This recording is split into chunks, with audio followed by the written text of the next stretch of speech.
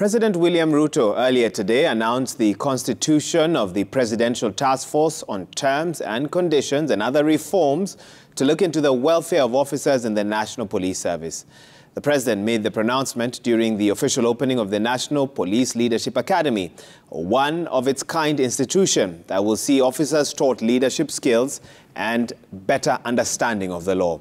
And as Hassan Mugambi reports, the president stated that under his watch, the police will not be used in any way to settle political scores. With a snap of the ribbon, President William Ruto gave life to the National Police Leadership Academy, where officers in the country and from the region will be receiving advanced training in law and management of the service. The institution, equipped with modern lecture halls and equipment for the training of police, was funded by the Central Bank of Kenya.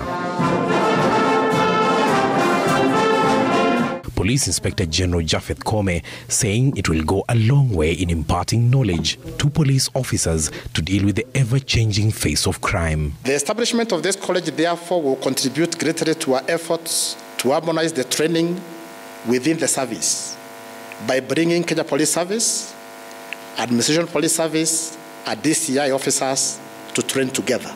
Interior Cabinet Secretary Professor Kithure Kindiki encouraging officers in the service to strive to better their services to country through higher education. We believe that the future of policing is going to be knowledge-driven.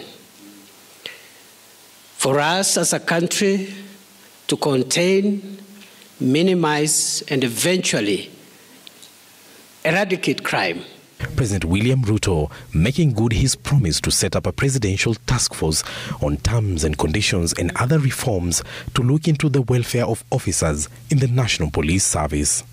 And we are going to work with you to make sure that men and women who serve in our police service are proud of being the men and women who look after our children, who look after our property, and who provide that service that secures our country.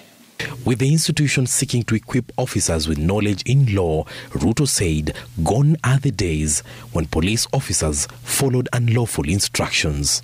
Instructions that are not grounded in law or the constitutions, you should respectfully ignore such instructions and follow what the Constitution and the law says. The issue of misuse of firearms and politicization of the National Police Service did not go unattended. We are not asking any police officer to misuse his firearm, but we are saying for the police officers to protect the lives and property of Kenyans, they themselves must be safe. We don't need the assistance of the police in managing our politics. Siasa sisi tuko na watu wengi wa kutusaidia na siasa. Tuko na activists wengi, tuko na lobby groups mingi, tuko na pressure group mingi, na watu wengi wa kupiga makelele. The institution, whose building was initiated in January 2021 at a cost of 1.2 billion shillings, is one of a kind in Eastern Central Africa. Hassan Mugambi, Citizen TV. All right.